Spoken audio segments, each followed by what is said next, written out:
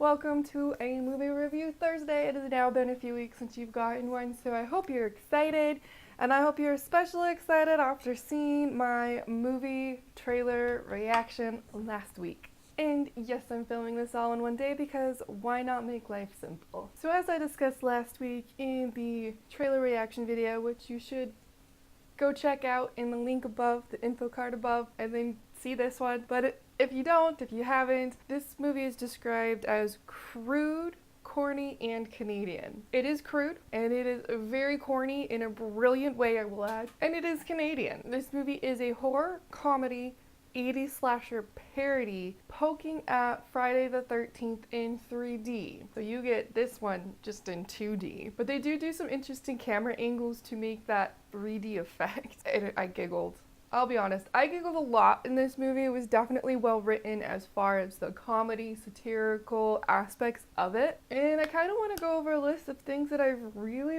enjoyed about this movie. First and foremost, there are puppets. And if you've watched some of my past reviews, you know I adore puppets. The world needs more puppets, and we don't get one puppet in this movie, we get two. And one of them is a squirrel. I kind of like squirrels.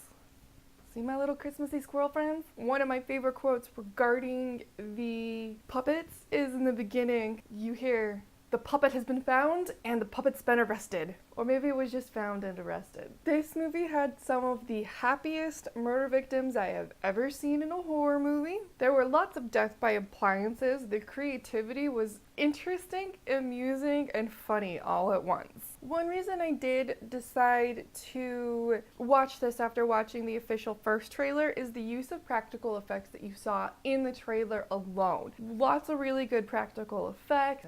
This was a low budget movie, but they did a really good job with a lot of the practicalities of it. Another funny part to me was one of the murder victims demonstrating how to appropriately murder, but it was murdering himself. So it was kind of a suicide thing, and it was actually pretty funny. The acting in this movie was amazing. The amount of ridiculous things these actors had to do as their characters there's a lot of bizarre things that happen.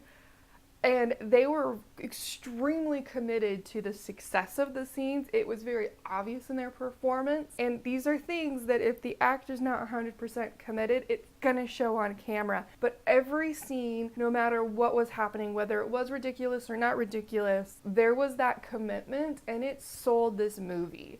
The main character reminded me so much of Fix-It Felix. It was amazing. I love Fix-It Felix. I love the Wreck-It Ralph movie. The entire time he's talking and I'm looking at him, I just saw Felix's face. I will say the last few minutes, and I'm not going to give away any details that are going to be spoilers, did get really weird. Like, extremely bizarre, and I was confused but not at the same time with how it connected to elements of the story.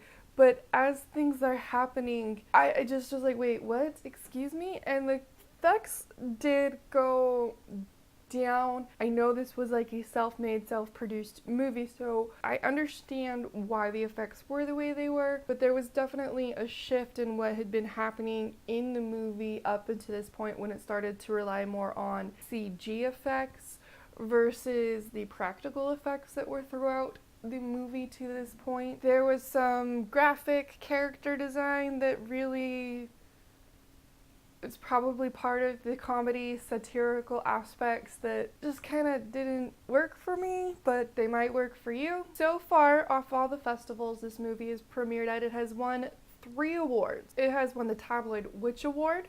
Actually, 2 people who were in this movie in some capacity won the awards, so that's technically, I guess, 4 awards.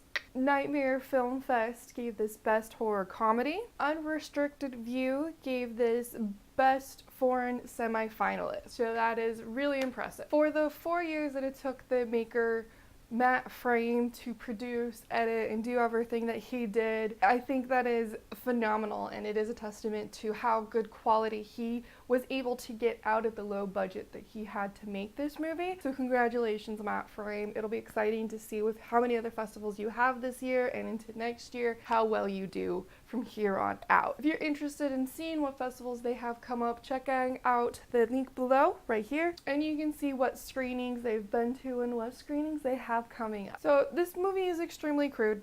If you are not into crude humor, you should just bypass this movie altogether, to be honest. There was a lot of disabled jokes, which, as I said in the trailer, I wasn't sure how I felt about. Still not sure how I feel about them, but that comes from my background and my education. I appreciate the incorporation of the disabled community into the movie. I'm not going to deny that, like having somebody in a wheelchair, but there's also the poking fun at, so I'm a little torn on that. So I'm not going to give this a 5 overall because of that, but I will give this movie a 4. I appreciate the creativity, I appreciate the actors' commitment. Puppets always ups the bar for me. Very interesting cinematography choices that worked well with the storytelling and the moments and bringing in the satirical aspects of this movie. So I do give it a 4 because I think it was extremely well done. So there's my thoughts and review on Camp Death 3 in 2D.